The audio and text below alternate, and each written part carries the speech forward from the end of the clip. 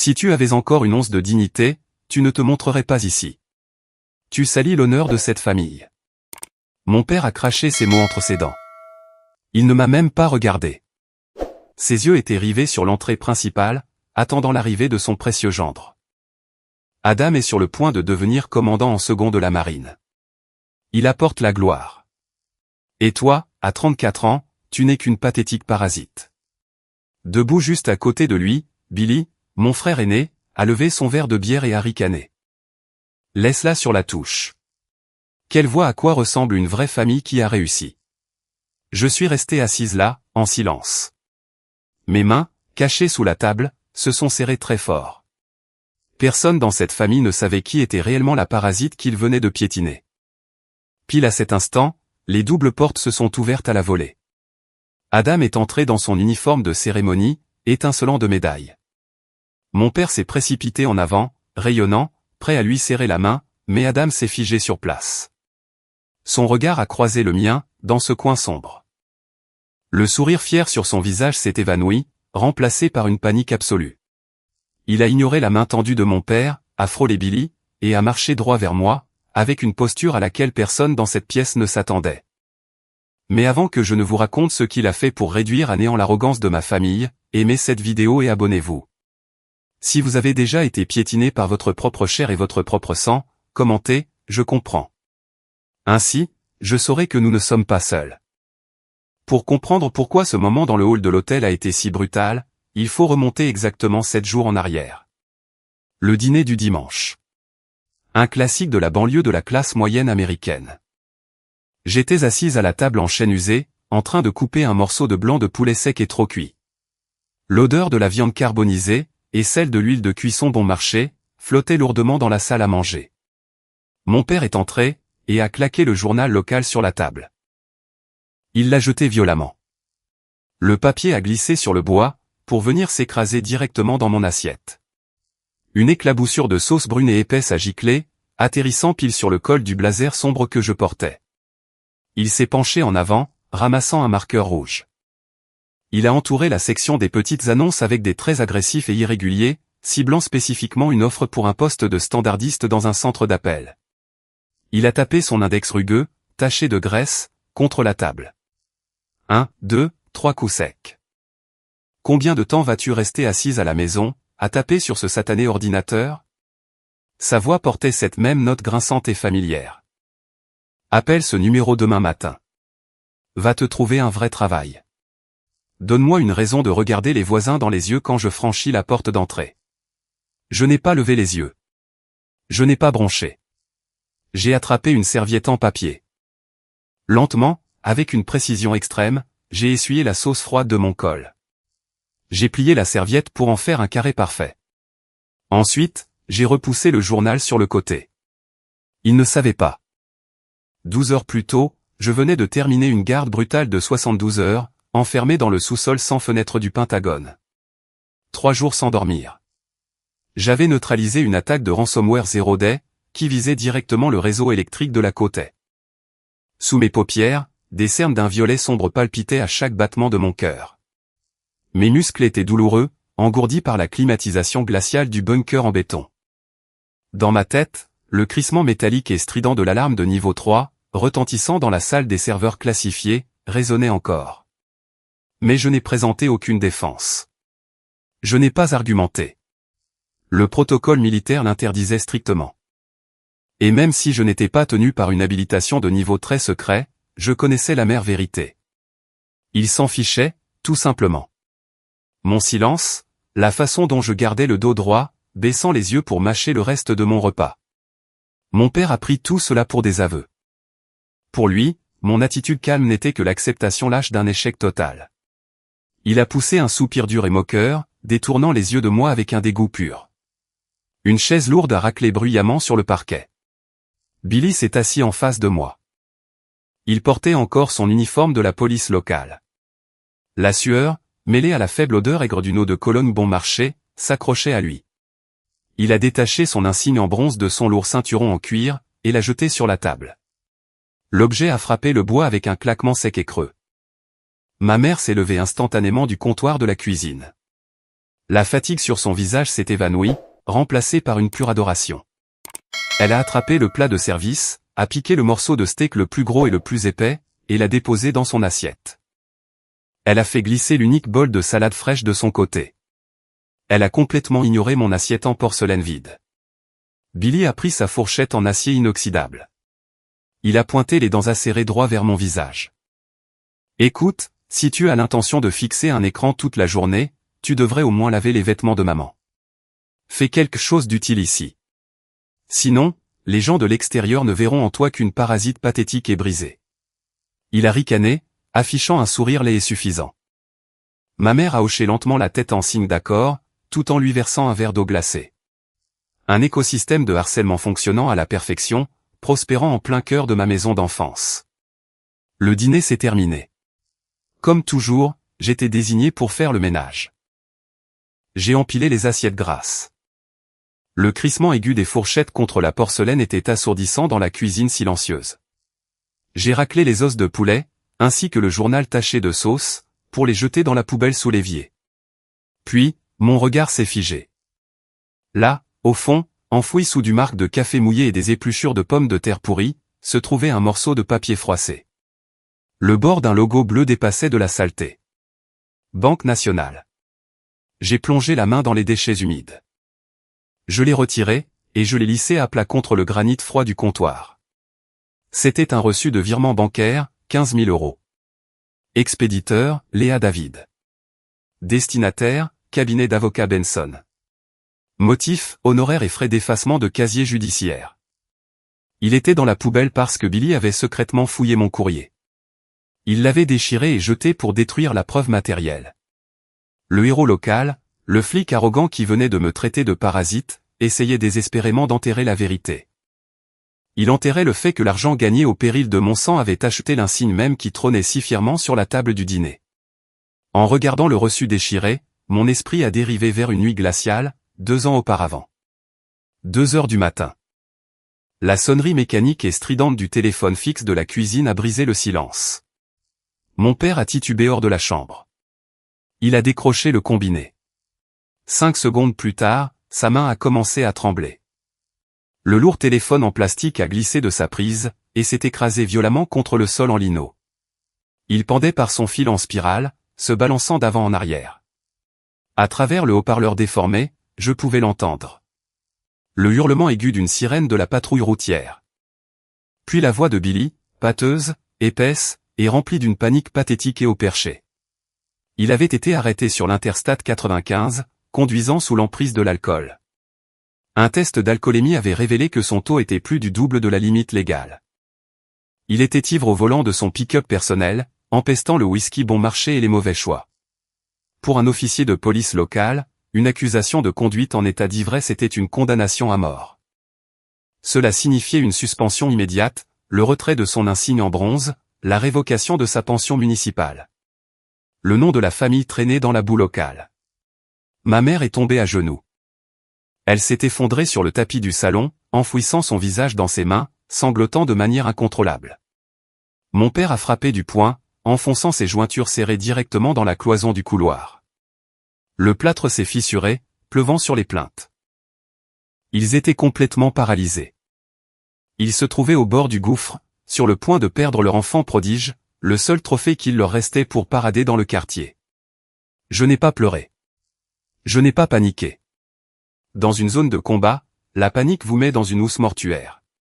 J'ai enfilé un lourd manteau d'hiver. Je suis sorti dans le vent mordant, et j'ai conduit mon camion jusqu'au commissariat local. La réception sentait le café rassis, la cire à plancher bon marché, et la sueur corporelle. J'ai vu Billy assis sur un banc en métal au fond. Son uniforme était déboutonné. Il fixait le sol, frissonnant. J'ai contourné les cellules de détention.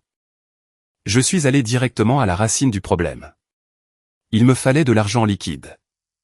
Je me suis connecté à mon portail militaire sécurisé. J'ai déclenché un retrait d'urgence de 15 000 €. Ce n'était pas seulement des économies. C'était ma prime de risque. C'était purement l'argent du sang. J'en avais thésaurisé chaque euro, pendant d'interminables mois de déploiement au Moyen-Orient. Des mois passés à respirer l'air poussiéreux et recyclé d'un cyberbunker en béton, traquant les réseaux financiers terroristes, pendant que les obus de mortier faisaient trembler le plafond au-dessus de ma tête. Au petit matin, je suis entré dans le bureau en acajou sombre de Benson. C'était un avocat de la défense minable, de la région, spécialisé dans l'art de faire disparaître les choses laides, pour le juste prix. J'ai lâché les épaisses et lourdes liasses de billets de 100 €, directement sur le sous-main en cuir de son bureau. Le papier m'a paru rugueux et sale sous mes doigts calleux. Je n'ai pas négocié. Je lui ai donné un ordre direct. Trouver la moindre faille procédurale. Corrompre le bon greffier. Geler les documents d'arrestation, avant qu'ils ne puissent jamais atteindre le bureau du procureur de l'État. Il a regardé l'argent, s'est léché les lèvres, et a hoché la tête. 48 heures plus tard, l'incident tout entier s'est volatilisé. Billy n'a jamais mis un pied dans un tribunal. Le dossier a été enterré au fond d'un tiroir, frappé d'un lourd sceau rouge. Effacé. Nettoyé par la sœur qu'il méprisait. Exactement 2 semaines plus tard, ma famille a organisé un barbecue dans le jardin, une mise en scène classique du théâtre de banlieue. Billy se tenait près du grill Weber en acier inoxydable. L'odeur épaisse du charbon de bois, mêlée à celle de la graisse brûlée, remplissait l'air humide de l'été. Il tenait une bouteille de bière couverte de condensation dans sa main droite. Il riait bruyamment, utilisant des pinces en métal pour retourner des steaks épais. Il se vantait auprès d'un groupe de nos oncles au sujet de sa dernière patrouille. J'ai coffré 2 accros à la mettre dans une ruelle, juste avant l'aube, s'est vanté Billy en bombant le torse.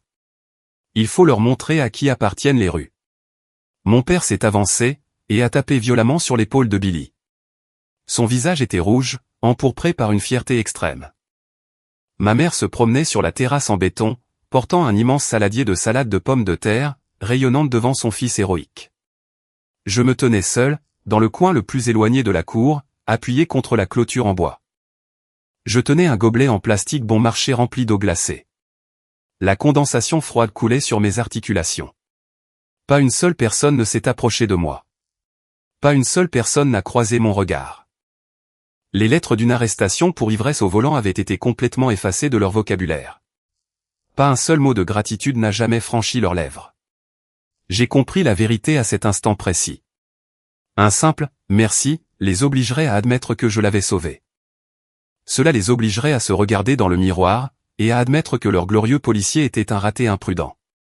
Cela les forcerait à reconnaître qu'ils avaient eu besoin de la fille invisible pour nettoyer son ignoble gâchis. Alors, ils ont choisi l'amnésie sélective. Ils ont effacé mon sacrifice de leur réalité, pour protéger son ego fragile. J'ai cligné des yeux, ramenant mon attention au présent. Je me tenais seul dans la pénombre de la cuisine de mes parents. Le reçu déchiré, posé sur le comptoir en granit, n'était pas un simple bout de déchet. C'était une déclaration de guerre calculée. Il ne manquait pas seulement de gratitude. Ils voulaient activement détruire toute preuve matérielle de ma valeur. Ils avaient besoin que je reste la parasite pathétique de leur récit tordu, car cela leur donnait un sentiment de supériorité. J'ai ramassé le papier froissé. Je l'ai laissé retomber dans la poubelle humide. J'ai glissé la main dans ma poche, et j'ai sorti mon téléphone. J'ai ouvert l'application de ma coopérative de crédit militaire. J'ai contourné l'écran de connexion standard. J'ai déclenché un protocole de contournement de sécurité de niveau 4. J'ai appliqué le verrouillage à chaque compte financier à mon nom. J'ai changé les mots de passe-maître. J'ai saisi une chaîne alphanumérique générée de manière aléatoire. J'ai navigué jusqu'à l'onglet des utilisateurs autorisés. J'ai sélectionné les cartes de débit secondaires, celles liées à ma mère et à mon frère. Je les ai désactivées. La principale artère sanguine était désormais officiellement verrouillée. Les parasites étaient coupés de l'hôte. J'ai pressé mon pouce droit contre l'écran en vert. Confirmé. L'écran a clignoté en vert. Verrouillé. Exactement une seconde plus tard, le téléphone dans ma main a vibré violemment. Le bourdonnement soudain a résonné bruyamment dans la cuisine silencieuse. L'écran s'est illuminé, perçant l'obscurité. Appel entrant. Maman. Un autre désastre nécessitait un financement. J'ai pressé le téléphone contre mon oreille. Ma mère s'englobait. C'était ce halètement humide et court, dont elle se servait toujours comme d'une arme, lorsqu'elle avait besoin d'un sauvetage financier massif. Je suis resté planté dans la cuisine sombre, à l'écouter s'étouffer avec sa propre panique fabriquée. Elle venait de recevoir une mise en demeure finale d'un centre chirurgical privé, suite à une ablation de routine de la vésicule biliaire. Seulement, elle était allée dans un établissement hors réseau, simplement pour éviter les salles d'attente publiques. L'écart de couverture de son assurance avait rejeté la facturation excédentaire d'emblée, 9 000 €. Ton père n'a absolument aucune économie, pleurait-elle, sa voix résonnant dans le combiné. Billy est noyé sous les traites de son nouveau camion. Les administrateurs de l'hôpital vont me traîner en justice. Ils vont mettre un privilège sur la maison. Je vais tout perdre. Je n'ai posé aucune question. Je n'ai pas soupiré. Je n'ai pas offert un seul mot de réconfort. J'ai posé le téléphone sur le comptoir en granit, et je l'ai mis sur haut-parleur. J'ai ouvert mon ordinateur portable. La lumière bleue a baigné mon visage. Je me suis connecté à mon portail militaire sécurisé. J'ai tapé les numéros de routage qu'elle m'avait fournis. 9 000 €. J'ai autorisé le virement directement au service de facturation de l'hôpital. Une seconde plus tard, le téléphone dans ma main a émis un bip. Un carillon électronique sec, confirmant la livraison. À l'instant exact où ce son a fendu l'air, ma mère a cessé de pleurer, instantanément. C'était comme si l'on avait actionné un lourd interrupteur mécanique. Sa respiration saccadée et frénétique s'est aplanie, pour devenir un rythme calme et mort. C'était terrifiant à entendre. Je suis un peu fatigué, a-t-elle dit. Sa voix était complètement plate, dépourvue de toute chaleur ou de toute tristesse résiduelle. Je vais raccrocher maintenant. Clic, la ligne a coupé. Le silence dans ma cuisine était lourd. Elle n'a plus jamais mentionné l'argent, la chirurgie, ni la menace d'un procès. J'étais un distributeur automatique. On ne remercie pas un distributeur automatique quand il crache des billets. Mais ma mère n'était pas le seul parasite à se nourrir de mon système. 3 mois avant cet appel téléphonique, c'était Jenna. La parfaite et rayonnante petite sœur.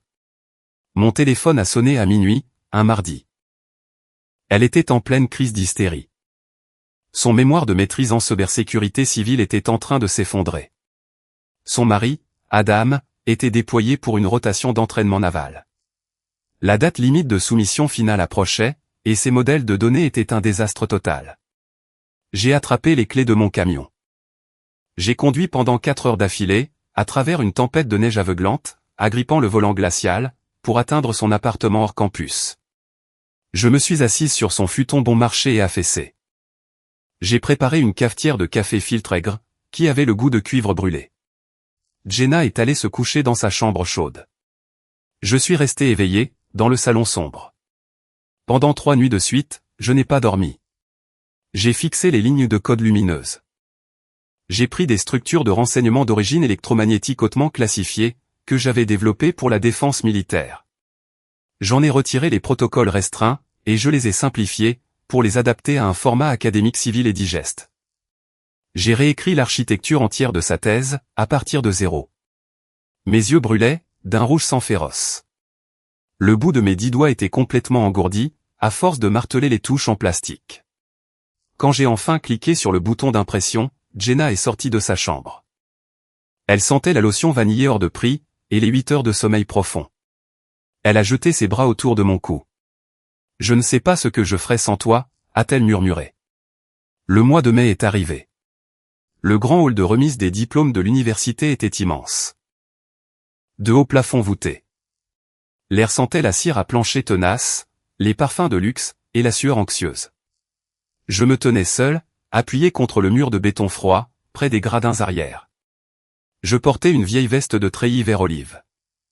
Je détonnais au milieu de cet océan de costumes sur mesure et de robes à fleurs.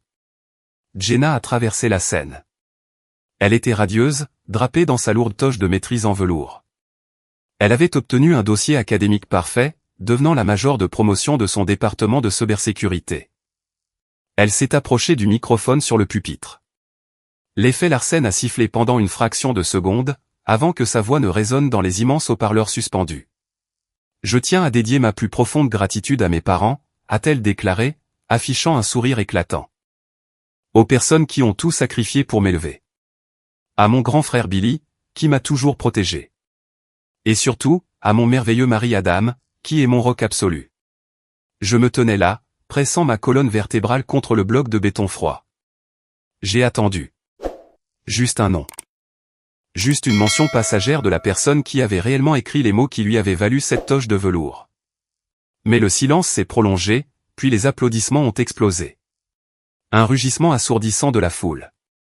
Le nom de Léa David avait été complètement rayé de l'existence. Ma présence faisait tache sur le portrait immaculé de leur famille de la classe moyenne supérieure.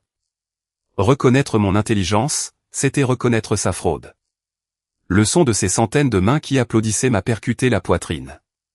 Mais je n'ai rien ressenti. Ni colère, ni tristesse, juste un vide parfait et creux. J'avais drainé mon propre sang, ma prime de risque, et mon intelligence brute, juste pour les recouvrir d'une couche de faux or. En retour, j'étais un fantôme. Une femme de ménage silencieuse, appelée pour nettoyer leurs échecs. Je me suis décollé du mur. J'ai tourné les talons. J'ai marché droit dans le couloir vide, vers l'arrière de la salle. La lourde porte de sortie en métal se dressait devant moi. J'ai poussé violemment la barre anti-panique. L'épais acier a gémi en s'ouvrant. Le vent glacial de la nuit m'a giflé le visage, aussi tranchant qu'un couteau de chasse. Je n'ai pas pleuré. Les larmes sont un luxe réservé aux faibles qui nourrissent encore de l'espoir. Mes bottes de combat ont frappé l'asphalte noir avec un bruit sourd et délibéré. L'opération était terminée. Mon mandat de punching ball pour cette famille s'arrêtait officiellement ici. 2 heures du matin, sous-sol niveau 4, le Pentagone. J'étais assise, seule, à l'intérieur de l'installation de renseignement sensible cloisonnée, communément appelée le CIF. La climatisation était brutale, soufflant un flux constant d'air glacial sur les immenses baies de serveurs. Le seul bruit dans ce bunker en béton sans fenêtre, était le lourd bourdonnement blanc des ventilateurs de refroidissement industriel. C'était un monde étouffant et isolé, un monde où je détenais un contrôle absolu. Puis, l'écran de mon téléphone portable personnel s'est allumé sur le bureau en métal. La lueur blanche et crue a fendu la pénombre de la pièce. C'était une notification de message de la discussion de groupe familial, un long paragraphe de Jenna. Je me suis penché en avant. J'ai lu les mots qui brillaient sur l'écran de verre.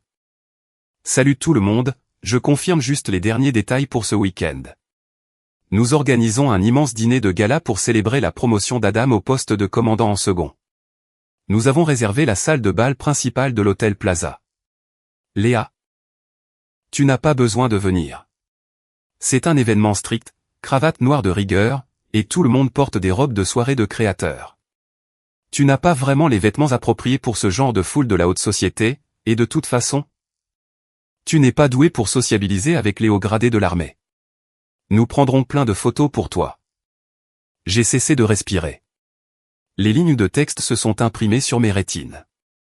La frontière était officiellement tracée. Ils ne se contentaient plus de m'ignorer.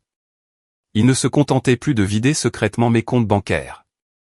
Ils émettaient une interdiction publique et directe.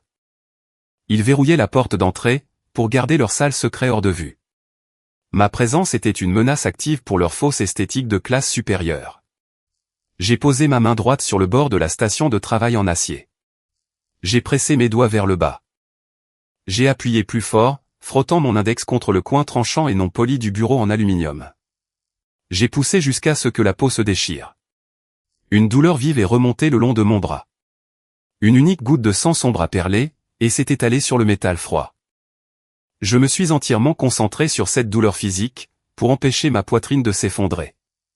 Major David, avez-vous l'intention de rester assise là, à garder le réseau national, jusqu'à ce que le soleil se lève? La voix était un grondement bas et rocailleux. On aurait dit le bruit de bottes lourdes écrasant des roches pointues. Elle tranchait complètement à travers le bruit blanc des ventilateurs des serveurs. J'ai retiré ma main d'un coup sec. Je me suis levé si vite que ma lourde chaise de bureau a roulé en arrière, pour percuter le mur de béton. J'ai verrouillé mes genoux, redressé ma colonne vertébrale, et serré fermement mes mains derrière mon dos. Au repos. Mon général. Le général Tom Avance se tenait dans le lourd encadrement de la porte en acier. Il était le commandant suprême de la division de cyberguerre. Un général 4 étoiles, un vieux soldat d'infanterie endurci, qui avait survécu à 3 guerres du désert distinctes. Une épaisse cicatrice blanche barrait son sourcil gauche en diagonale, tirant la peau. Il sentait le tabac noir bon marché, le vieux cuir, et l'autorité absolue. Il est entré dans la pièce. Ses bottes de combat ont résonné lourdement sur les dalles de plancher surélevées. Il tenait un gobelet en polystyrène bon marché dans sa main droite massive. Il s'est arrêté devant ma station de travail, et a posé le gobelet à côté de mon clavier. Du café noir filtre, brûlant.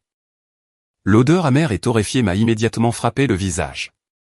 J'ai gardé les yeux fixés droit devant moi, regardant le mur de béton vierge derrière lui. Je n'ai pas bougé un seul muscle.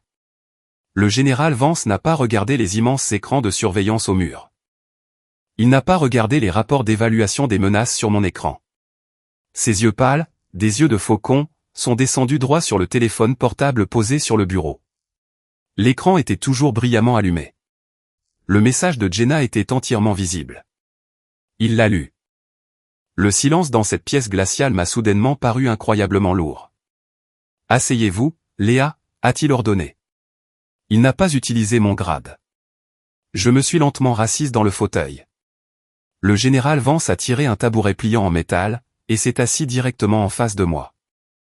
Il s'est penché en avant, posant ses lourds avant-bras sur ses genoux. Il m'a regardé droit dans les yeux. « Vous êtes une lionne sur les lignes de front », a déclaré Vance, sa voix tombant dans un murmure dur. « Vous êtes assise dans ce fauteuil, et vous donnez des ordres à l'armée de l'air. Vous traquez des réseaux terroristes internationaux sans ciller. Mais à la seconde où vous mettez les pieds dans la maison de vos parents, vous vous ratatinez comme un chien battu et gémissant. Pourquoi ? » J'ai dégluti difficilement. Ma gorge était sèche comme un os. C'est ma famille, mon général. Vance a levé la main droite, et a frappé violemment ses jointures contre la table en acier. Le claquement métallique sec m'a fait tressaillir. La famille ne signifie pas qu'ils ont le droit de vous utiliser comme paillasson, a-t-il rétorqué, les yeux plissés. Votre silence, dans cette pièce, est une arme classifiée. Il protège ce pays. Mais votre silence à la maison, c'est pathétique. Il nourrit leur pourriture. Il leur permet de croire à leurs propres mensonges. J'ai baissé les yeux vers la goutte de sang sur le bureau. Je n'avais aucune défense. Chaque mot qu'il prononçait était une frappe chirurgicale, atteignant des cibles que j'avais enfouies au plus profond de mon propre esprit. Il y a des gens dans ce monde qui ne respecteront jamais la lumière, tant qu'elle ne leur aura pas brûlé les yeux, a continué Vance, d'un ton froid et mesuré. Ils ont besoin d'être aveuglés pour voir la vérité. Le vieux général s'est levé. Il a levé la main pour ajuster les lourdes étoiles en laiton sur son col. Il m'a regardé avec un mélange de pitié et de fierté intense. Ésaïe 6, 8. Major. Me voici. Envoie-moi. Vous marchez dans l'obscurité. Vous encaissez les coups. Vous vous salissez les mains pour que ces lâches aient le privilège de dîner sous un lustre en cristal. N'attendez jamais de médaille de la part de gens qui refusent de descendre dans la tranchée avec vous. Vous ne leur devez rien. Il s'est retourné. Il a quitté la pièce. La lourde porte en acier, à l'épreuve des explosions, s'est refermée derrière lui. Les verrous mécaniques se sont enclenchés avec un clic lourd et bruyant. J'étais de nouveau seul. Mais l'air de la pièce me semblait complètement différent. Les paroles du vieux général avaient frappé l'épaisse carapace en béton de ma mentalité de victime, la réduisant en poussière. Le poids étouffant dans ma poitrine a disparu. Mes poumons se sont gonflés. Une nouvelle force, froide et glaciale, s'est élevée au fond de ma gorge. J'ai regardé la goutte de sang sur le bureau. Je l'ai essuyée avec mon pouce. J'ai tendu la main et j'ai pris mon téléphone. Je n'étais plus une sœur rejetée, essayant de gagner l'affection d'une mère toxique. J'étais un officier de renseignement. J'étais un commandant évaluant un environnement hostile cible. J'ai ouvert la discussion de groupe familial. J'ai ignoré les messages de Billy qui se moquait de ma garde-robe. J'ai ignoré la fausse sympathie de ma mère.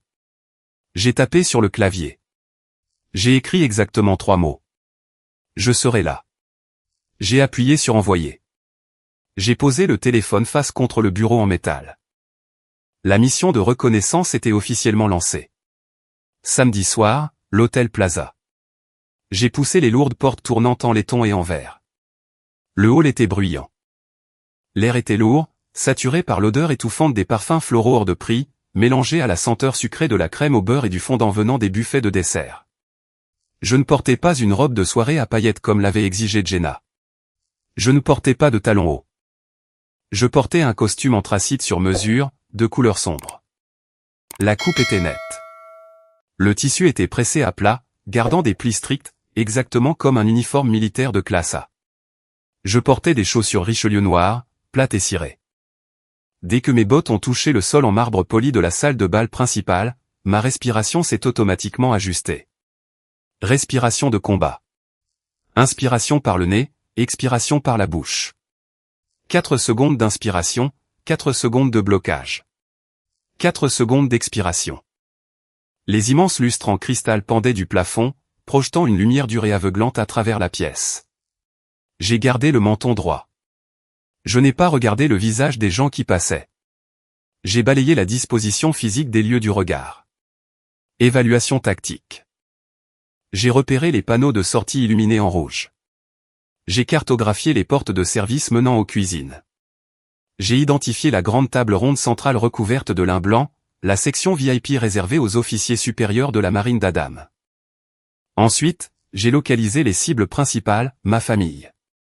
Ma mère a été la première à repérer la faille dans son périmètre. Elle se tenait près du bar ouvert, tenant une grande flûte de champagne.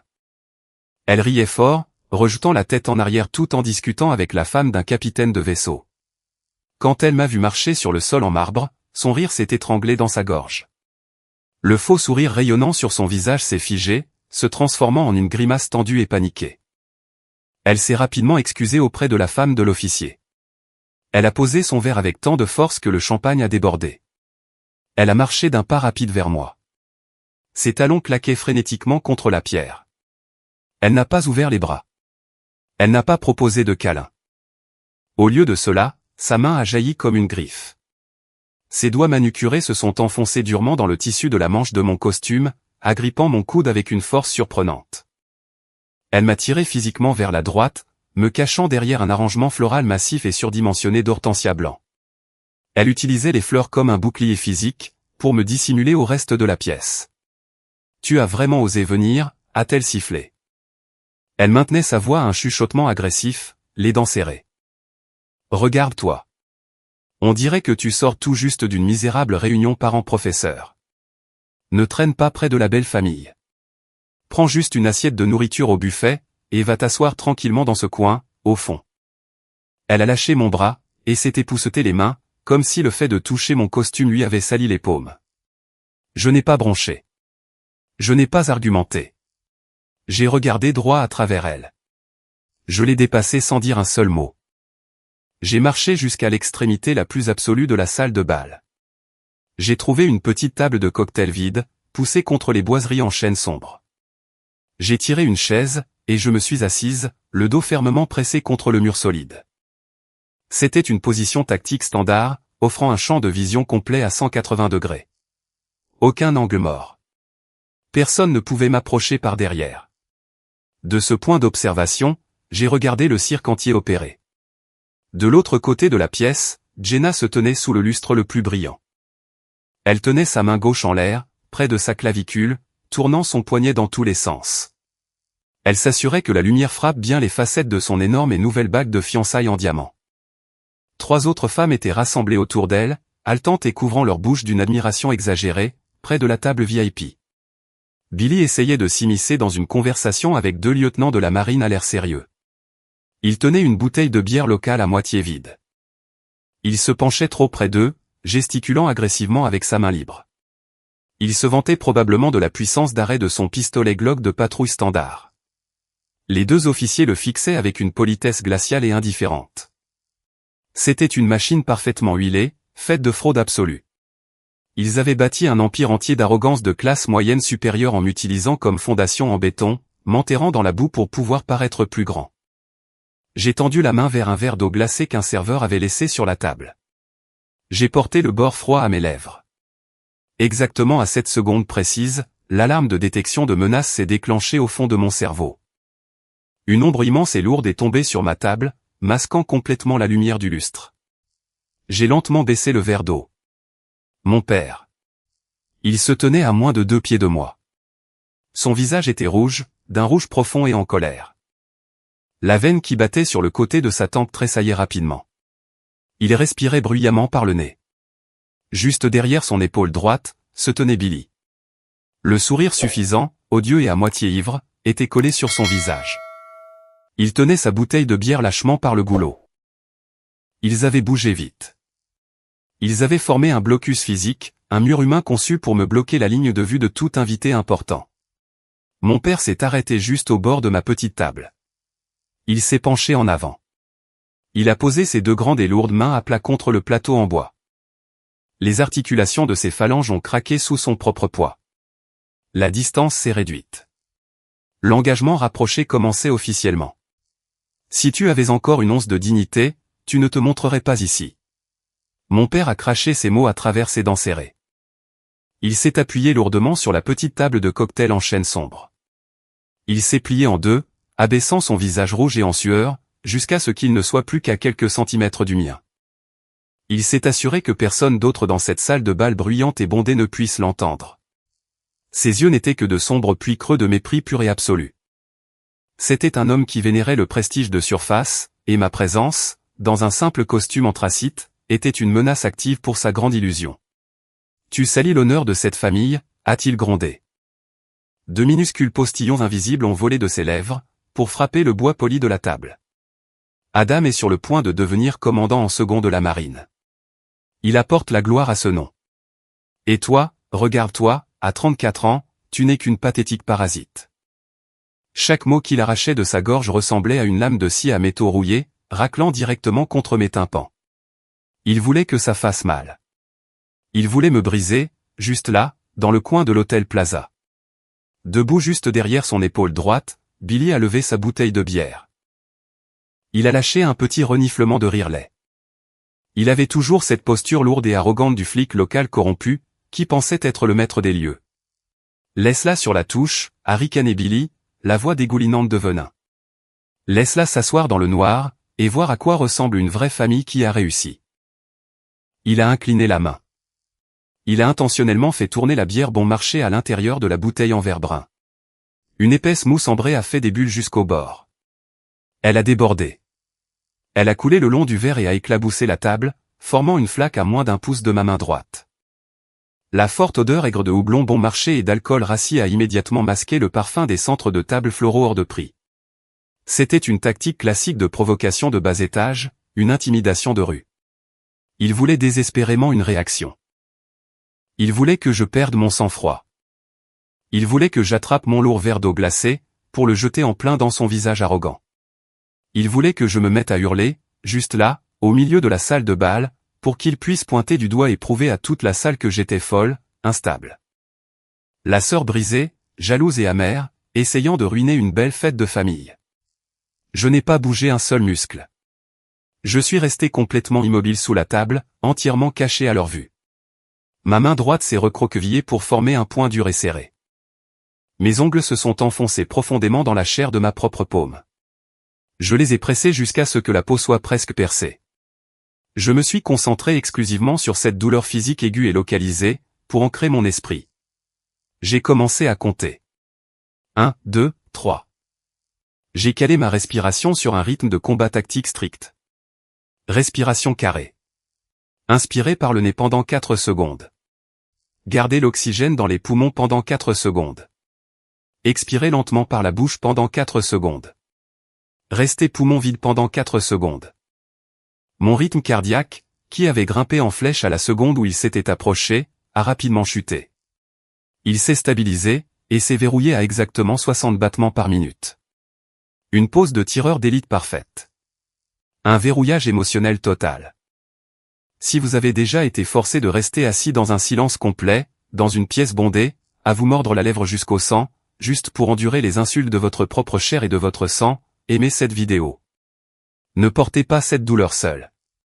Commentez, je comprends, ci-dessous. Pour que je sache à quel point votre force silencieuse est immense. Mon silence les a frappés comme un mur de titane solide et impénétrable. Mon père n'a cessé de jeter ses mots durs et haineux contre ce mur, et chaque insulte a rebondi, rencontrée seulement par une indifférence froide et invisible. Un harceleur se nourrit d'oxygène. Ils ont besoin de vos larmes, de votre colère, de vos explications défensives pour valider leur pouvoir. Quand vous ne leur donnez absolument rien, ils suffoquent. Il a commencé à perdre son souffle. Les muscles épais de sa mâchoire se sont bombés, et ont tressailli violemment sous sa peau. La veine de sa tempe palpitait. Il commençait à être frustré. Il ne comprenait pas pourquoi je ne pleurais pas. Il ne comprenait pas pourquoi je ne me recroquevillais pas dans ma chaise. Sur le champ de bataille, quand l'ennemi ne peut pas percer votre ligne de défense, il finit par exposer une faille fatale. Il devient négligent. Il bat en retraite pour sauver la face. Mon père s'est brusquement redressé. Il respirait lourdement par le nez, sa poitrine se soulevant sous sa chemise de smoking louée. Il a attrapé ses revers et les a tirés vers le bas, essayant désespérément de retrouver un certain sens de l'autorité patriarcale. Il a fait claquer sa langue avec un dégoût pur, me regardant de haut comme si j'étais un déchet collé à sa chaussure. « Reste hors de ma vue ce soir », a-t-il lâché, la voix dure et amère. « Ne laisse pas Adam te voir. » Je suis sérieux. Il a fait un pas en arrière, prêt à se retourner et à regagner le centre lumineux de la pièce. Il pensait avoir remporté l'affrontement. Pile à cette seconde précise, la musique de jazz douce diffusée par les haut-parleurs de la salle s'est brutalement coupée. Les lourdes doubles portes en acajou massif, au centre du hall, se sont ouvertes à la volée. Les charnières en laiton ont gémi bruyamment. On a eu l'impression que l'air avait été instantanément aspiré de l'immense pièce. Le faible murmure bourdonnant d'une centaine de conversations s'est éteint immédiatement. Un silence total est tombé sur la foule. Chaque invité a tourné la tête vers l'entrée principale. Adam est entré dans la salle de bal. Il portait son uniforme blanc de cérémonie de la marine. Le tissu était aveuglant sous l'éclat des lustres en cristal. Un lourd alignement de rubans de service et de médailles de combat couvrait le côté gauche de sa poitrine, accrochant la lumière à chaque pas sec et discipliné qu'il faisait. Il ressemblait exactement au héros militaire que ma famille vénérait. Mon père a pivoté sur ses talons. La grimace sombre et haineuse sur son visage s'est évanouie en une fraction de seconde. Elle a été remplacée par un sourire immense, radieux et désespéré. Il ressemblait à un homme qui venait de trouver de l'or. Il a ouvert grand les bras, sa posture se transformant complètement en celle d'un empressement servile. Il a commencé à se précipiter en avant, désireux de serrer la main du gendre qui lui apportait tant de faux prestige. Il n'avait absolument aucune idée que le piège d'acier venait de se refermer. Des applaudissements polis et parsemés ont parcouru la vaste salle de bal, alors qu'Adam franchissait les portes en acajou ouvertes. Les invités les plus proches de l'entrée se sont tournés, levant leur verre à cocktail hors de prix dans un hommage silencieux. Mon père était complètement transformé. La colère amère et étouffante qui avait contorsionné son visage quelques secondes plus tôt s'était évaporée. Il s'est éloigné de ma table à grandes enjambées enthousiastes. Il a écarté les bras en grand, bombant le torse comme s'il était celui qui portait l'uniforme. « Bienvenue, mon fils », a tonné mon père. Sa voix, portée au-dessus de la foule qui murmurait, était chargée d'une fierté forcée et désespérée. Le futur commandant en second est arrivé. De l'autre côté de la pièce, debout sous le lustre de cristal le plus brillant, Jenna a pratiquement bondi en avant. Elle a soulevé le tissu lourd et coûteux de sa robe de soirée de créateur, sa bague de fiançailles en diamant accrochant la lumière. Son visage rayonnait. Elle était prête à se jeter dans les bras de son héroïque mari, prête à revendiquer sa place de centre de l'attention. Adam s'est avancé. Il jouait parfaitement son rôle, fort, confiant, sa posture irradiant l'arrogance détendue d'un homme qui se sait l'invité d'honneur. Le tissu d'un blanc éclatant de son uniforme naval suivait la fluidité de ses mouvements. Son visage s'est fendu d'un large et beau sourire, alors qu'il embrassait la foule en adoration. Mais Adam n'était pas qu'une simple pièce de présentation. Il était un officier militaire hautement entraîné. Et l'entraînement militaire n'est pas quelque chose que l'on peut simplement désactiver, en entrant dans la salle de bal d'un hôtel. En s'avançant plus profondément dans la pièce, ses instincts de survie fondamentaux ont pris le relais. Ses yeux ont automatiquement commencé à balayer l'environnement physique. Une évaluation tactique des menaces. De gauche à droite, scannant les sorties, scannant la foule. Ses yeux ont survolé les hauts gradés de la marine assis aux tables VIP. Ils ont balayé ma mère, qui rayonnait près du bar. Ils ont glissé à travers l'étroit espace, entre les bras levés de mon père et la large épaule de Billy. Et puis, ses yeux se sont verrouillés sur le coin sombre de la pièce. Ils se sont verrouillés directement sur moi. Le changement a été instantané. Le sourire confiant et naturel sur le visage d'Adam ne s'est pas contenté de s'estomper. Il est mort. Il a complètement disparu. Le sang a rapidement déserté ses joues, laissant à son visage une couleur gris pâle et maladive sous la lumière crue des lustres. En moins d'un dixième de seconde, la posture détendue d'un civil assistant à une fête de famille s'est entièrement dissipée. Les muscles de ses épaules se sont contractés. Sa colonne vertébrale s'est redressée d'un coup, parfaitement droite, rigide comme une tige d'acier. Il a cessé d'agir comme le garçon en or de la famille. Il est redevenu instantanément ce qu'il était réellement, un officier subalterne, qui venait d'entrer dans une pièce, et de réaliser que son commandant suprême du champ de bataille était assis dans le coin. Il a ignoré le salut bruyant et enthousiaste de mon père. Il a marché droit devant ses bras ouverts et désireux. Il n'a même pas regardé Jenna. Alors qu'elle s'avançait pour l'enlacer, il l'a physiquement esquivée, la contournant d'un mouvement sec et calculé, la laissant seule au milieu de la piste de danse. Il n'a adressé aucun mot de salutation à personne. Adam s'est mis en marche. Ses foulées étaient longues, délibérées. Il a tracé une ligne droite et agressive directement à travers le sol en marbre poli de la salle de bal. Il se dirigeait tout droit vers le coin sombre et isolé où ils avaient essayé de m'enterrer. La foule s'est écartée instinctivement, sentant le changement soudain et drastique de son énergie. Les applaudissements parsemés se sont éteints, pour laisser place à un murmure confus et nerveux. La distance s'est réduite rapidement. 4 pas, 3 pas, 2 pas. Adam s'est arrêté à exactement 2 pieds de ma petite table de cocktail. Il a joint les pieds. Les lourds talons en cuir poli de ses chaussures d'uniforme se sont percutés. L'impact a créé un claquement sec et résonnant, qui a fendu le silence soudain de la pièce comme un coup de feu. Son dos était parfaitement droit, rigide. Son menton était rentré. Sa main droite s'est levée d'un coup, dessinant un arc parfait, digne d'un manuel militaire. Le bout de son majeur a touché le bord extérieur de son sourcil droit. Un salut militaire formel et complet. La salle de bal entière s'est figée. Le silence est devenu absolu. C'était une forme de silence lourd et étouffant. Personne ne respirait. Personne ne bougeait. Le tintement des glaçons contre le verre s'est complètement arrêté. Major. La voix d'Adam a finalement brisé le silence. L'officier d'élite de la marine, l'homme que ma famille vénérait comme un dieu, semblait complètement différent. Sa voix n'était ni tonitruante, ni arrogante. Elle était extrêmement respectueuse, contrainte par le protocole, et visiblement tremblante. Pourquoi? Pourquoi êtes-vous ici, Major? Il a maintenu son salut. Il n'a pas baissé la main. Il a regardé droit devant lui, fixant ses yeux sur un point juste au-dessus de ma tête, refusant de rompre sa contenance militaire. À ma gauche, j'ai entendu une forte inspiration. Billy se tenait là, complètement paralysé. Sa main a eu un spasme violent et incontrôlable. La bouteille en verre brun, serrée dans sa main, a été projetée sur le côté. La bière locale bon marché a jailli violemment du goulot, coulant le long de sa manche et s'éclaboussant bruyamment sur le sol en marbre. Il ne l'a même pas remarqué. Son visage était blanc comme un linge. Mon père restait pétrifié à quelques pas de là. Sa mâchoire s'est littéralement décrochée. Sa bouche est restée ouverte sur une expression stupide et béante. Ses bras étaient toujours maladroitement levés à mi-hauteur, suite à son accueil ignoré. Les couleurs avaient complètement déserté son visage. Près de la piste de danse, Jenna clignait des yeux rapidement. Une fois, 2 fois.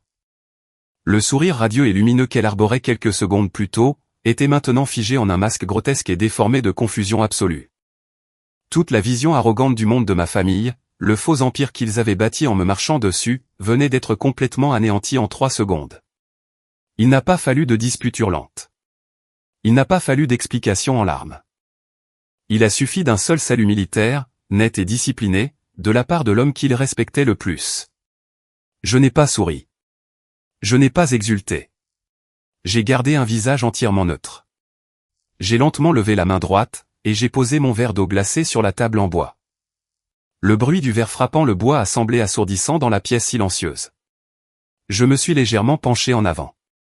J'ai verrouillé mes yeux froids et indifférents sur le visage pâle d'Adam. Je n'ai pas haussé la voix.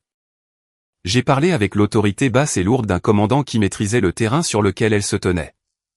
Repos, Major. Adam a lentement baissé sa main droite.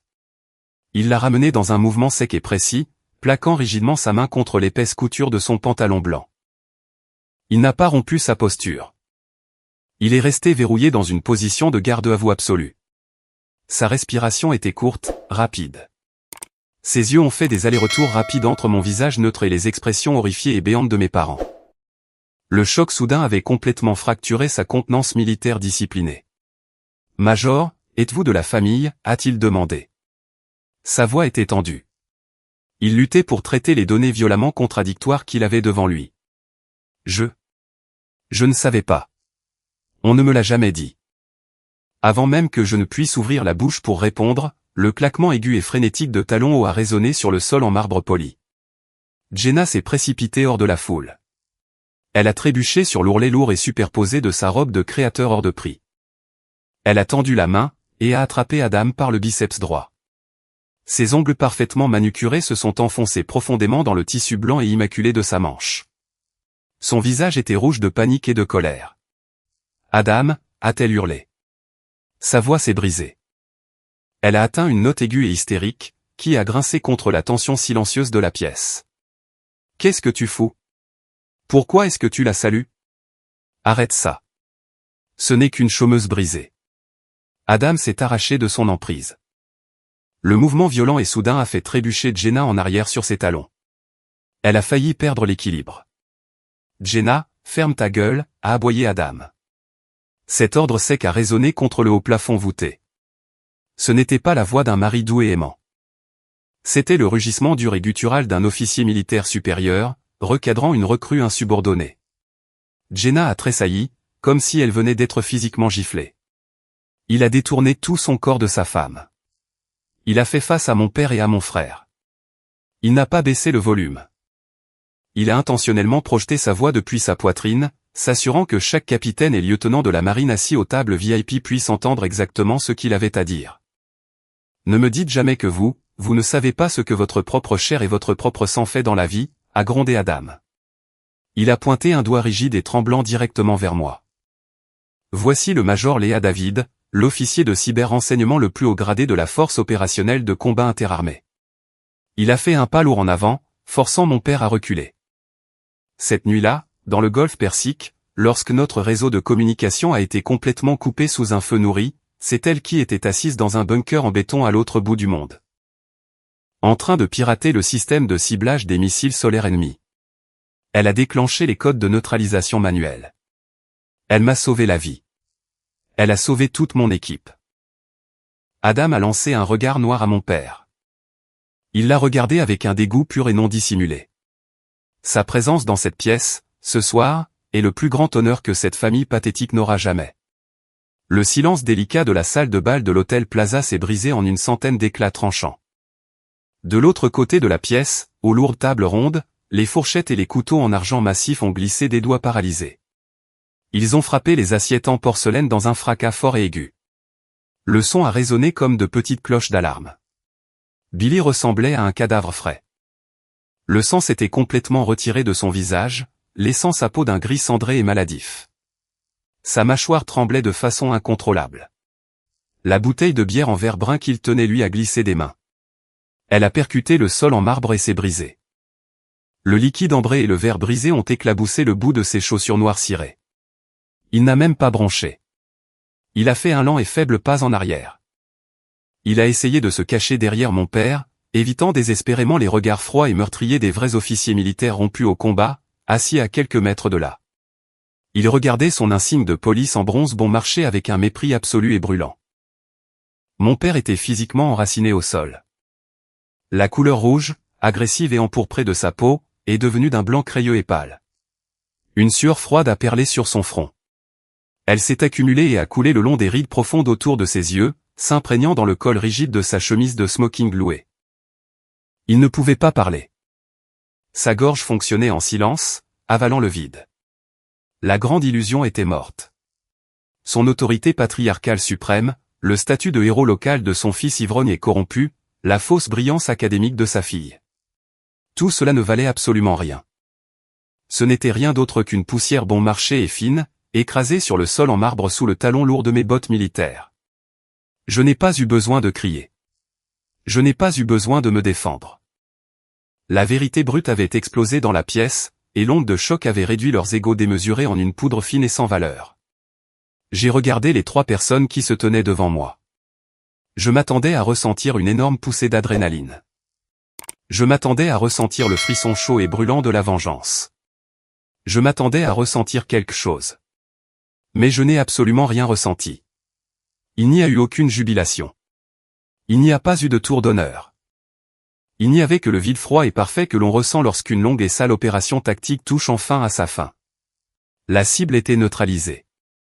La mission était terminée. Il n'y avait plus rien à sauver ici.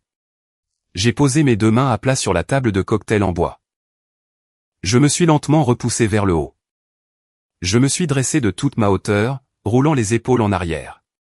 J'ai baissé la main, et j'ai calmement fermé l'unique bouton sombre de ma veste de costume anthracite. Je ne les ai pas insultés.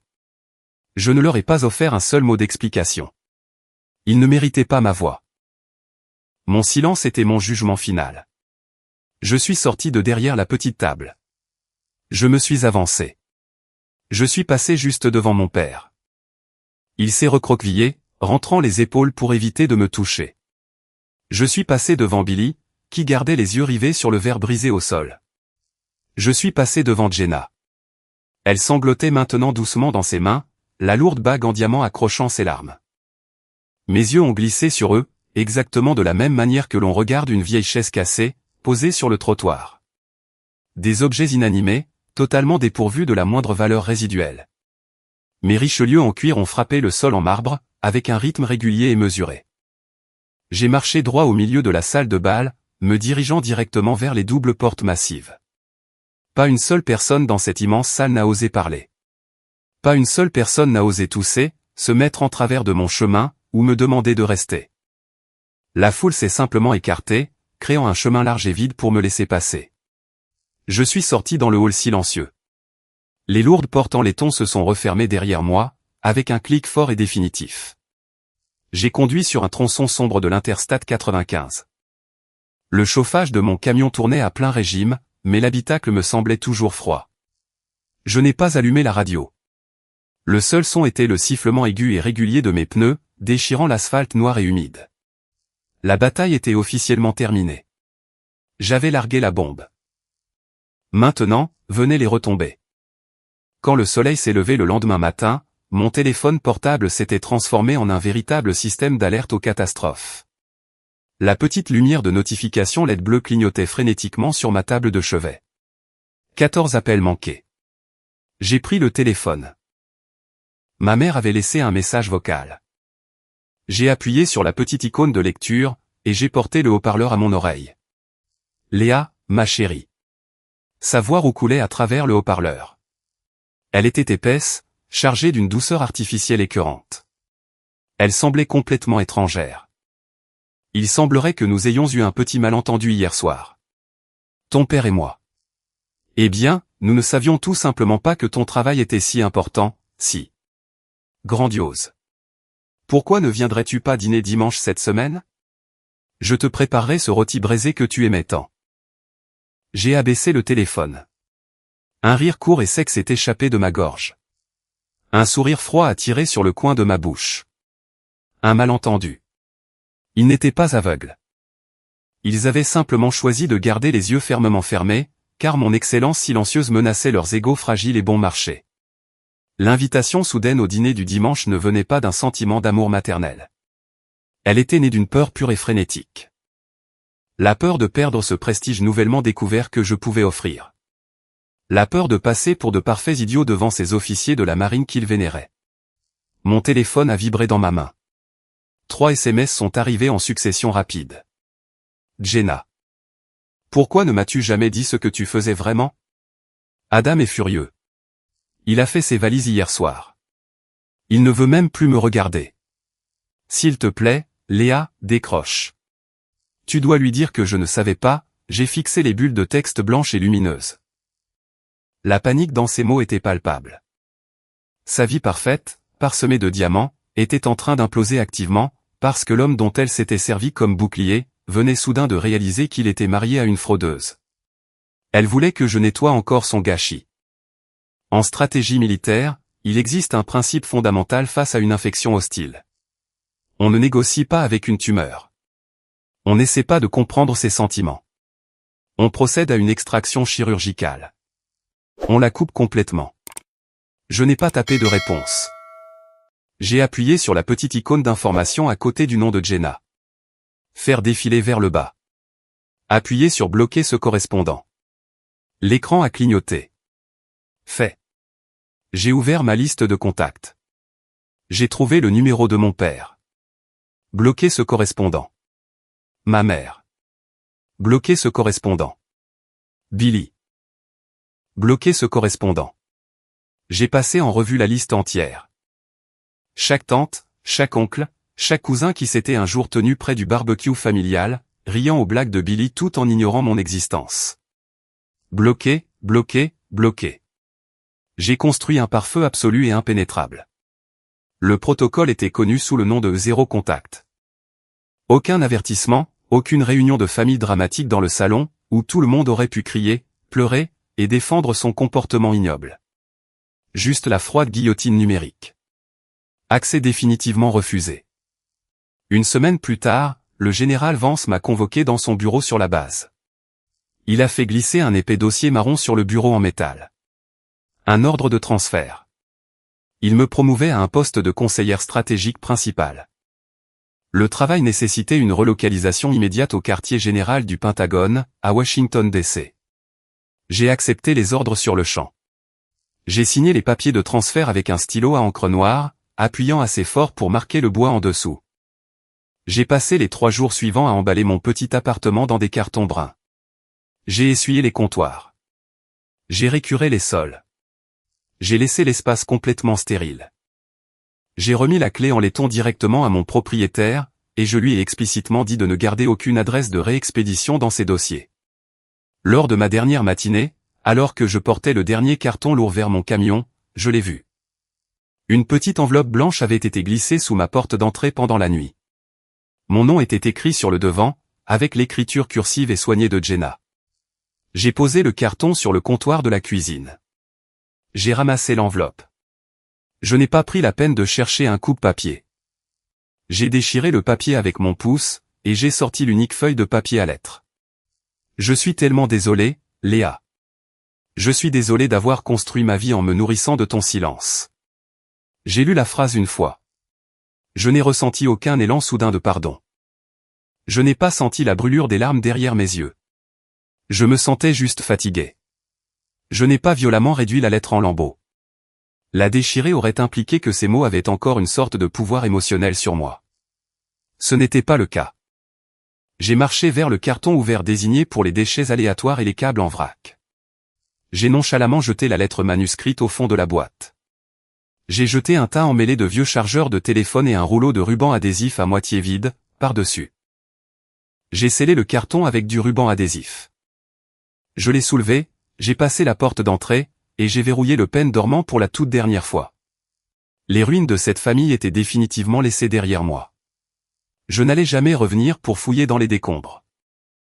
1 an plus tard, Washington, DC. L'auditorium principal, à l'intérieur du siège du Pentagone, était immense. L'air était sec, sentant légèrement l'ozone dégagé par l'équipement électronique lourd, et la cire industrielle pour sol. Un projecteur blanc, aveuglant et de haute intensité, frappait mon visage. Je me tenais en plein centre de la scène en bois surélevé, derrière un épais pupitre en chêne. Je dominais la salle. J'étais en train de donner le dernier briefing classifié, sur le nouveau réseau de cyberdéfense nationale. Je fixais l'auditorium plongé dans l'obscurité. En bas, assis dans des sièges de théâtre en peluche, se trouvaient des dizaines des esprits militaires les plus puissants du pays. Des généraux 3 et 4 étoiles, des directeurs principaux du renseignement, des décideurs politiques en matière de défense. Ils ne parlaient pas. Ils ne vérifiaient pas leur téléphone. Ils étaient penchés en avant, stylo en main, prenant des notes détaillées sur chaque mot qui sortait de ma bouche. J'ai cliqué sur la petite télécommande noire dans ma main. L'immense écran de projection numérique derrière moi est devenu complètement noir. C'est ce qui conclut l'évaluation des menaces, messieurs. Le réseau est sécurisé. Il y a eu une fraction de seconde de silence absolu et de mort. Puis, les applaudissements ont éclaté. C'était un rugissement lourd et tonitruant. Des centaines de mains frappant ensemble, une vague sonore physique qui a littéralement fait trembler les lattes de bois sous mes bottes.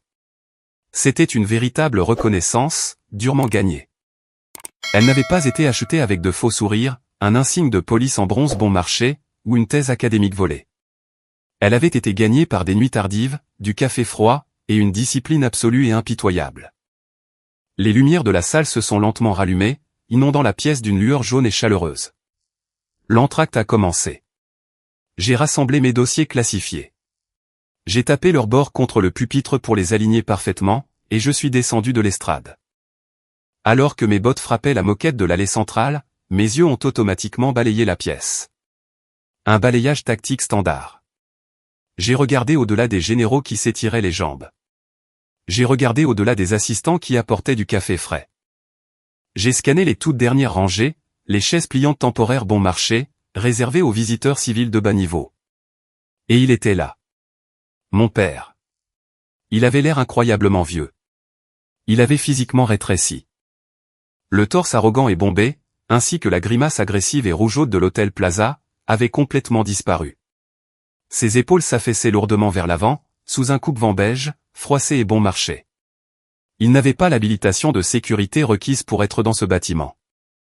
Il avait dû fouiller pour trouver sa vieille carte d'identité délavée du ministère des anciens combattants, juste pour mendier aux gardes de la porte d'entrée un laissez-passer visiteur restreint et temporaire.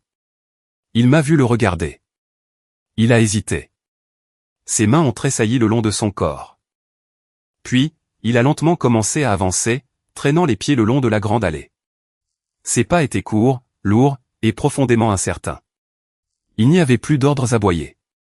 Il n'y avait plus de doigts pointés. Il n'y avait que l'hésitation brute et pathétique d'un homme qui avait réalisé qu'il avait joué sa dernière carte, et tout perdu. Il s'est arrêté à exactement 1 mètre de moi. Il n'a pas osé franchir cette ligne invisible. Il n'a pas essayé de tendre la main pour toucher mon bras.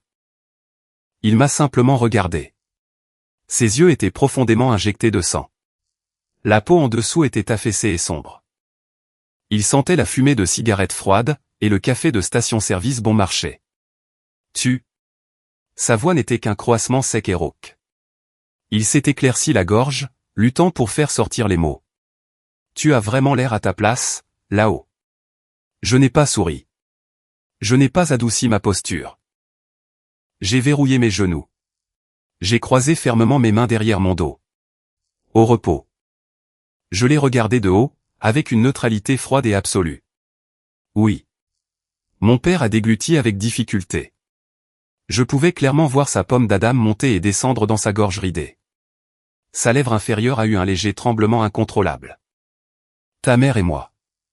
Il a balbutié, ses yeux fuyant vers le sol, avant de se forcer à remonter pour croiser les miens. Nous ne savions tout simplement pas. Je suis tellement désolé, Léa. Je suis tellement désolé de t'avoir traité de. J'ai levé ma main droite. Je l'ai levée de quelques centimètres à peine, entre nous. Une paume plate et tranchante. Un ordre silencieux et absolu d'arrêter de parler. Cela a coupé sa phrase instantanément. Il a refermé la bouche d'un coup sec. Tu n'as pas besoin de t'excuser, ai-je dit. Ma voix était complètement plate. Il n'y avait aucune colère persistante. Il n'y avait pas de chagrin. C'était de la glace pure. Le problème n'est pas que tu ne savais pas, il m'a fixé, le souffle court dans sa poitrine. Le problème, c'est, ai-je continué, mes mots fendant l'air comme un scalpel, qu'avant qu'Adam ne te le dise, tu n'as jamais pensé que je valais la peine qu'on s'y intéresse. Mon père est resté complètement paralysé. La toute dernière goutte de couleur s'est vidée de son visage, le faisant ressembler à un fantôme. Ses yeux se sont remplis de larmes, devenant d'un rouge brillant et humide. À cette seconde exacte, la réalité l'a finalement frappé. La lourde porte en acier de mon monde était définitivement verrouillée. Et c'était lui qui avait activement jeté la clé, ce dimanche soir-là, à la table du dîner. Je n'ai pas attendu que ses larmes tombent. Je me fichais de le voir se briser. J'ai fait un seul et bref hochement de tête. J'ai pivoté sèchement sur mes talons. Mes bottes en cuir poli ont claqué contre le sol. J'ai marché directement vers un groupe de généraux supérieurs, qui attendaient pour discuter du briefing. Je n'ai pas regardé par-dessus mon épaule. Pas une seule fois. La plus grande justice au monde n'est pas une dispute hurlante et sanglante. Ce n'est pas une bagarre à coups de poing dans un parking. La véritable justice, c'est de s'éloigner. C'est de continuer à avancer, en brillant d'un éclat si incroyable qu'il les aveugle. C'est de laisser les gens qui vous ont piétiné, pourrir lentement dans l'ombre froide et sombre de leurs propres regrets. Je suis le major Léa David, et je ne fais jamais de compromis avec le mépris. Parfois, la justice n'est pas une vengeance bruyante, mais plutôt l'instant précis où vous tournez calmement le dos aux gens qui vous ont blessé, pour bâtir votre propre empire. Si vous êtes d'accord avec la décision de Léa, aimez cette vidéo, abonnez-vous à la chaîne, et laissez un commentaire ci-dessous, pour nous raconter une fois où vous avez choisi votre propre respect de soi, plutôt que de supporter des abus. Votre histoire d'aujourd'hui pourrait bien être l'armure qui sauvera quelqu'un d'autre.